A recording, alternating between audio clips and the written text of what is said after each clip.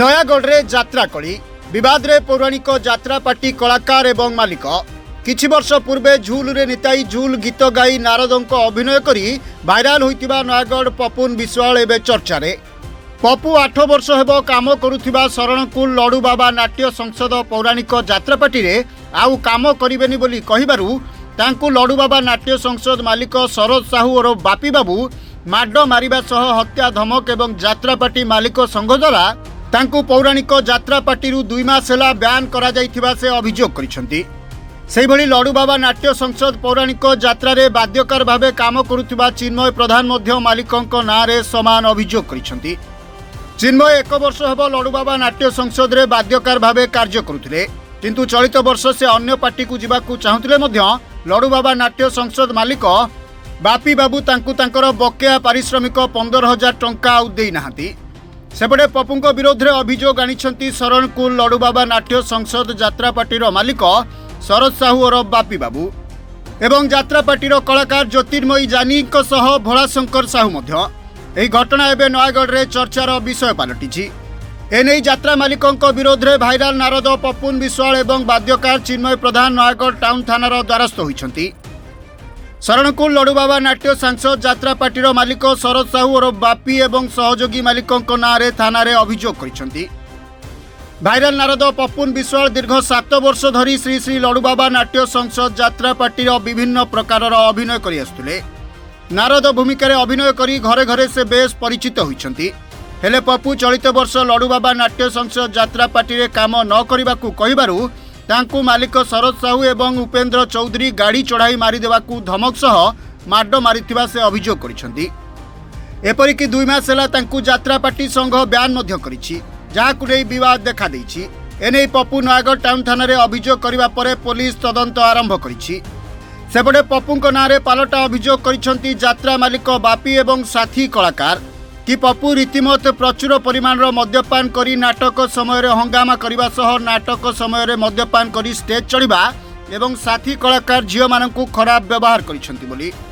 ମୁଁ ବାବୁଙ୍କୁ ଜଣେଇଥିଲି କି ଯିଏକି ଲଡ଼ ଯାତ୍ରା ପାର୍ଟିର ଓନର ଶରଦ କୁମାର ସାହୁର ବାପି ହେଉ ଯେ ବାବୁ ଆପଣ ପାର୍ଟିରେ ମୁଁ କାମ କରିପାରିବି ନାହିଁ, ଆପଣ ଅନ୍ୟ କଳାକାର ନେଇ ମଞ୍ଚ ରଜ ପରଠୁ କାମ କରନ୍ତୁ, ମୋତେ ଛାଡ଼ି ଦିଅନ୍ତୁ, ମୁଁ ଅନ୍ୟ କୌଣସି ପ୍ରୋଗ୍ରାମ କରିବି, କୌଣସି ଯାତ୍ରା ପାର୍ଟି ଯିବି, ସେଇଟା ମୋ ସ୍ୱାଧୀନରେ, ଆଉ ମୋତେ ଛାଡ଼ି ଦିଅନ୍ତୁ।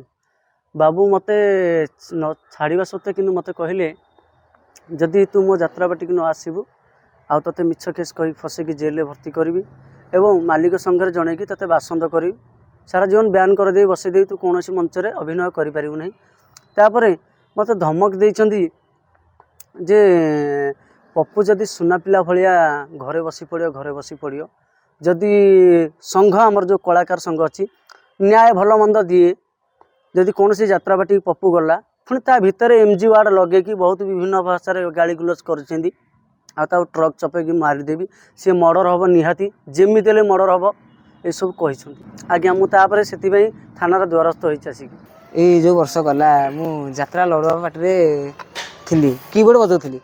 ସେ ଆଜ୍ଞା ପଇସା ପତ୍ର ଠିକ୍ ଠାକ୍ ଦେଉଥିଲେ।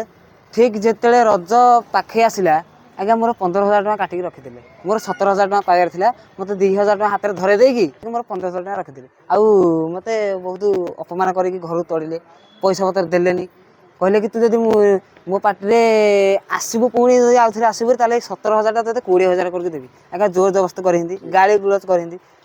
ଶରତ କୁମାର ସାହୁ ବାପି ଭାଇ ଯେ ପାର୍ଟିର ଓନର, ସେ ଗୋଟେ ଥର ଧମକ ବି ଦେଇଥିଲେ, ତତେ ମୁଁ ବାଡ଼େଇକି ମାରିଦେବି, ଇଏ କରିଦେବି, ସିଏ କରିଦେବି, ମଦ ପିଇକି ମୋତେ କହିଥିଲେ ଗୋଟେ ଥର। ଆଜ୍ଞା ସେଥିପାଇଁ ମୁଁ ଆସିଛି ଏଠି କେସ୍ ଦେବାକୁ। ଇଏ ଯେ ବର୍ଷ ଭାଇରାଲ ହେଲା ଇଏ ସବୁବେଳେ ଆଜ୍ଞା ମୋତେ ହଇରାଣ କରେ। ପ୍ରାୟ ଜାଗାରେ ମଦ୍ୟପାନ କରି ପ୍ରାୟ ଜାଗାରେ କଳାକାର ପିଲାଙ୍କୁ ସୋଧାସୋଧି ବି କରେ, ବାହାର ଜାଗାରେ ନିଶା ଖାଇକି ବିଭିନ୍ନ ଲୋକ ସୋଧାସୋଧି କରେ ଏବଂ ନାଟକ ଚାଲିଥିବା ସମୟରେ ମଧ୍ୟ ନାଟକ ଠିକ୍ ପରିବେଷଣ କରନ୍ତି ନାହିଁ। ଏ ବିଷୟରେ କହିଲେ ସବୁବେଳେ ବାରମ୍ବାର କହନ୍ତି ଯେ ମୋ ଲାଗି ତମ ପାର୍ଟି ଚାଲିଛି, ମୁଁ ନଥିଲେ ପାର୍ଟି ଚାଲିପାରିବ ନାହିଁ। ସିଏ ବି ଆମକୁ ଧମକ ଚମକ ଦିଏ। ତେଣୁ ସବୁଠି ଅସମ୍ମାନ ହଉ, ଆମେ ଯାତ୍ରା ପାର୍ଟି ନାଚୁଡ଼ି କରୁ, ଏହା ଲାଗି ସବୁବେଳେ ଅସମ୍ମାନ ହଉ ସାର୍। ଆମେ ଝିଅ ପିଲା ବି ସବୁ ବର୍ଷ କାମ କରୁଛନ୍ତି, ଏ ବର୍ଷ ଝିଅ ପିଲା ମଧ୍ୟ ଅଛନ୍ତି, କିନ୍ତୁ ଯାତ୍ରା ହେଇପାରୁନାହିଁ, ବଦମାସ କରେ। ଯେହେତୁ ଝିଅ ପିଲା 2 ଅଛନ୍ତି, ଆମେ ତା ଭଉଣୀ ଭାବରେ ପାଖରେ ରଖିଛେ, ତାଙ୍କ ପାଖରେ ମିଶିବା କଥାବାର୍ତ୍ତା, ଗାଡ଼ିରେ ଯିବା ଆସିବା କଲାବେଳେ ମଦ୍ୟପାନ କରି ପାଟିରୁ କୁଭାଷା ଲଗେଇକି ଏ ଶୋଧାଶୋଧି ବି କରନ୍ତି। ଏଥିରେ ମୁଁ ମାଲିକ ହିସାବରେ ଯେହେତୁ ଗୋଟେ ପିଲା ଭୁଲ କହୁଛି ତା ସମାଧାନ କରି ନେଇକି ସବୁବେଳେ ଆସେ। ସେଇଟା ଆଜ୍ଞା ମିଛ କଥା। ଆପଣ ତାଙ୍କର ଦେଖନ୍ତୁ, ମୁଁ ତାକୁ କୋଉଦିନ ଫୋନ କରିକି ହତ୍ୟା ଧମକ ଦେଇଛି ବୋଲି, ଏରା ଏଡିଟିଂ କରି ଆଜିକାଲି ସବୁ ହେଇପାରୁଛି। ମୋର ଆଜ୍ଞା ସେ ଭଏସ୍ କଲ୍ ନୁହଁ, ସେଥିରେ ମୁଁ ସମ୍ପୃକ୍ତ ନାହିଁ, ଏରା ମିଥ୍ୟା କଥା ଆଜ୍ଞା। ସେ କଳାକାର ସଂଘ ବସିବ ଏବଂ ମାଲିକ ସଂଘ କଳାକାର ସଂଘ ଡକେଇବେ। ଆମର ଯୋଉ କୋର କମିଟି ଅଛି ଡକେଇକି ନିଷ୍ପତ୍ତି କରାଯିବ। ଆମେ ତ ସାଙ୍ଗେ ଅପେକ୍ଷା କରିଥିଲୁ, ବର୍ତ୍ତମାନ ଅପେକ୍ଷା କରୁଛୁ। ଏପର୍ଯ୍ୟନ୍ତ ଆମେ କିଛି ଷ୍ଟେପ୍ ନେଇନାହୁଁ କି କୌଣସି ଆଇନ ଆକ୍ସନ ନେଇନାହୁଁ। ସିଏ ବର୍ତ୍ତମାନ ନିଜେ ମିଥ୍ୟା ଅଭିଯୋଗ କରିକି ଥାନାରେ କେସ୍ ଦେଇକି ମତେ ମିଡିଆ ଭାଇ ଡାକିକି ସେ ଇଏ କରୁଛନ୍ତି। ପପୁ ଭାଇ ବହୁତ ଲିମିଟ୍ କ୍ରସ୍ କରିଗଲେଣି। ମିଛ କହିବ ହେଲେ ଅତି ମିଛ କହିବାଟା ଠିକ୍ ନୁହେଁ। ଯେଉଁ ଅଭିଯୋଗ କରିଛନ୍ତି ପଇସା ଦେଉନାହାନ୍ତି, ଭଲ ନୁହେଁ ପୌରାଣିକ ନାଟକ। ପଇସା ତ ସେ ସବୁଠୁ ଅଧିକ ପାଉଥିଲେ ଲଡ଼ୁବାବାରେ, ତାଙ୍କୁ ପଇସା ଦେଉନାହାନ୍ତି କ'ଣ? ଠିକ୍ରେ ନାଚ ସରିବା ମାତ୍ରେ ଆମର ଓନର ଯିଏ ସେ ପଇସା ଦେଇ ଦେଉଥିଲେ। ଏଥିରେ ତ କିଛି ଖରାପ ନାହିଁ। ମାଡ଼ ମାରିବା କ'ଣ ପାଇଁ? ମାଡ଼ ମାରିଲେ ସବୁ କଳାକାର ଦେଖୁନାହାନ୍ତି କ'ଣ? ସିଏ ଏକା ଅଭିଯୋଗ କରିଥିଲେ ସେଇଟା ଠିକ୍? ସବୁ କଳାକାରଙ୍କୁ ପଚାରନ୍ତୁ, ଯଦି ତାଙ୍କୁ ନିର୍ଯାତନା ଦିଆହେଇଛି ସବୁ କଳାକାରଙ୍କୁ ପଚାରନ୍ତୁ, ତାହେଲେ ଜଣାପଡ଼ିବ ସେ ଠିକ୍ କହୁଛନ୍ତି କି ମିଛ କହୁଛନ୍ତି। ସାମ୍ନା ସାମ୍ନି ତାଙ୍କୁ ପଚରାଯାଉ। ସେ ମିଥ୍ୟା ଅଭିଯୋଗ ଆଣୁଛନ୍ତି। ଯଦି ପ୍ରୋଗ୍ରାମ ତମେ ଯାଇଛ, ତମର ପର୍ସନାଲ କାରଣ ଘରେ କରିବ ନା ପ୍ରୋଗ୍ରାମ ଯାଇକି ମେଡ଼ିସିନ ଖାଇବ ମାଲିକ ଆଗରେ? ମଦ ପିଇବ? ହଁ, ମଦ ପିଅନ୍ତି। ପପୁ ଭାଇ ମଦ ପିଇକି ଷ୍ଟେଜ ବି ଚଢ଼ନ୍ତି। ଗାଡ଼ିରେ ତ ଡ୍ରିଙ୍କସ୍ ମାନେ ମଦ ପିଅନ୍ତି। ମଦ ପିଇକି ଆସିକି ଖରାପ ଭାଷା ସବୁ କୁହାକୁହି କରନ୍ତି। ସେଥିପାଇଁ ମୁଁ ବି ଅଭିଯୋଗ କରିଥିଲି, ଯଦି ତମେ ମଦ ପିଉଛ ତମ ଘରେ ପିଅ, କିନ୍ତୁ ଗାଡ଼ି ଭିତରେ କେହି ମଦ ପିଅନି। କାରଣ ସେଠି ଲେଡ଼ିଜ୍ ଅଛନ୍ତି, ତମେ ତାଙ୍କୁ ସମ୍ମାନ ଦିଅ, ଭଉଣୀ ଭଳିଆ ସମ୍ମାନ ଦିଅ। ସେଥିପାଇଁ ଆମେ ରାଗିକି ବି ଲଡ଼ୁବାବାରୁ ଆସି ଘରୁ ମାଲିକ ଆମର କିଛି ଅସୁବିଧା କରିନି। ରାଗିକି କେବଳ ସେଇ ମଦ ପିଇବା ସକାଶେ କେତେଟା ପିଲା ଯୋଗୁରୁ ଆମେ ବି ବାହାରି ପଡ଼ିବୁ ବୋଲି ଭାବିଥିଲୁ ଲଡ଼ୁବାବାରୁ। ये जो अभियोग आसूची पपु भाई करुँच सब आगे मिथ्या अभियोग जिते द्वारा आम पार्टीर ना बदलाम होगा जाऊँगी, आमर दाना पानी बुड़िया जाऊँगी। पपु भाई को मुझे मेसेज देवी, लिमिट क्रॉस कले आम कलाकार संघ कौन कर समय ही कहीपर। जदि आपण को मालिक जदि धमक देले मारिबा को 8 वर्ष काले तुम चलिना ना पार्टी रे, से द्वारा तुमको 8 वर्ष काले कौन व्यवहार कर सेई बापी बाबू तुम गोड़ मोड़ी जाता गोड़ घसीवा जाके जाइछंती। सेई बापी बाबू तुम फैमिली मैटर मुंड खेलुंट कोटी केते टका दरकार हम सेई बापी बाबू देइछंती।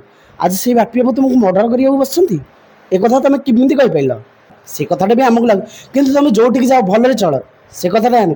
किंतु ये जो मिथ्या अभियोगटा आपण करूछंती, एत द्वारा आम पार्टी ना बदलाम होउची, आम दाना पाड़ी बुड़िया जाउछ। आम आगे छोट कलाकार, छोट पार्टी आमर से बड़ मंच नुह कि बड़ यात्रा पार्टी नुह। मद आज्ञा डेली नहेले न चले।